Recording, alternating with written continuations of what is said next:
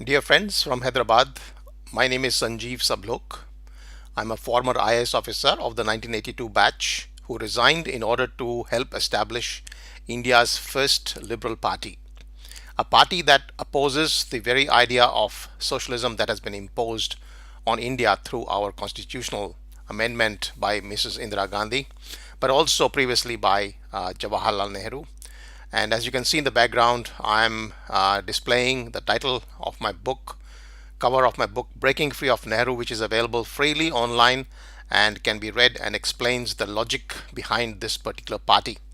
The party's manifesto is also very clear. It has a fundamental reform of governance, including the reform of our bureaucracy and so many other reforms that are critically required if India has to succeed.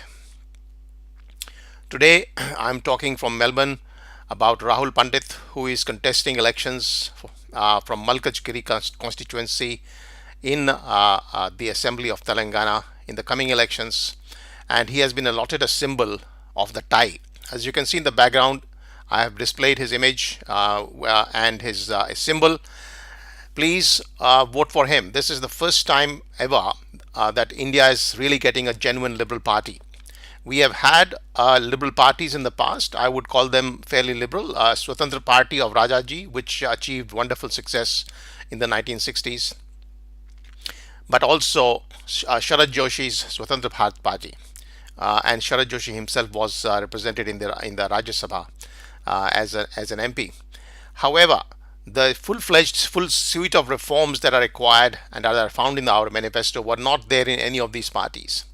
Our party is quite a modern party. It is radically different to all other Indian parties. In particular, the so-called new party or young man's party of Aam Aadmi Party, for example.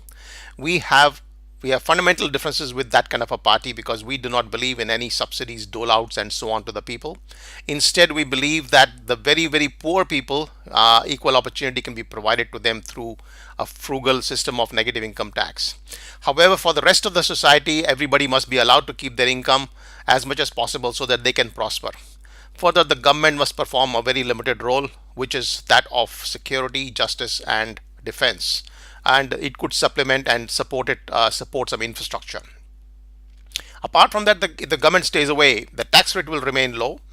The other issue is that people can set up their business and jobs will flourish. What we need is what Modi actually said. Prime Minister Modi said he said he wants the minimum government and maximum governance. But what turned out in his case was actually negative governance, as I explained in a recent article in the Times of India blogs. He has actually not paid the slightest attention to the police and to the justice system. Therefore, the courts are still languishing. Cases are languishing for 20, 30, 40 years.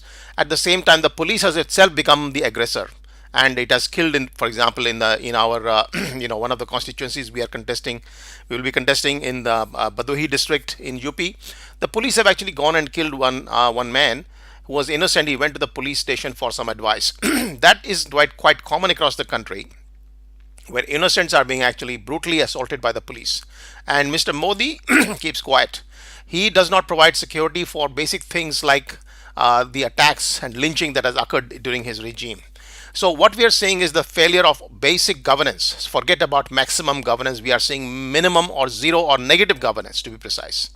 This is also happening in all other states and other parties, because all these other political parties are fundamentally corrupt, and they are not only corrupt, they are also not able to reform the governance system. None of the issues that they have raised so far have helped in any way in terms of reforming the system.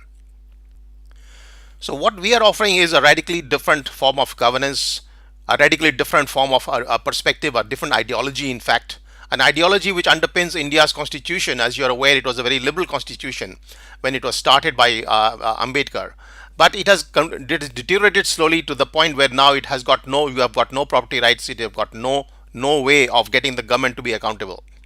This is the first time that we have actually grown up as a group of people who are now offering really some candidates to the country at this point in time, and we would want everyone to consider this party and also to look at our manifesto and to join the party and actually contest elections on this platform.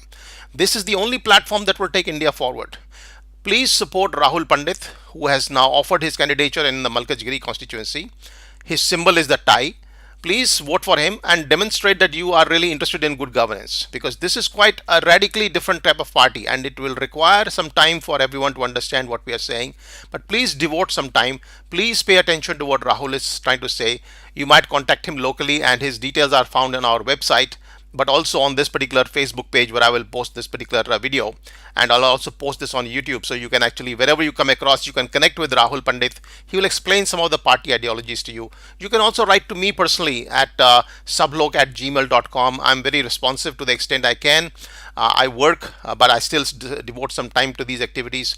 If you write to me, I will also respond to you and explain to you, and I will even talk on the phone to you and try to explain why Swarna Bharat Party is so critically important for India.